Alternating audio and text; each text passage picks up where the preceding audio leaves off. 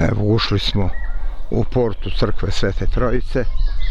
Evo, kao što vidite, ima tu nekih poljoprivrednih alatki i tu je ujedno i muzej.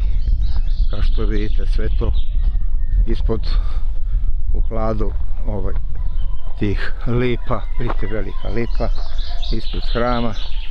Sad ćemo malo da obiđemo, idemo i ka muzeju da vidimo malo šta se tu nalazi. Kao što vidite, ovdje malo ima i voćaka, ima malo i cerova, hrastova.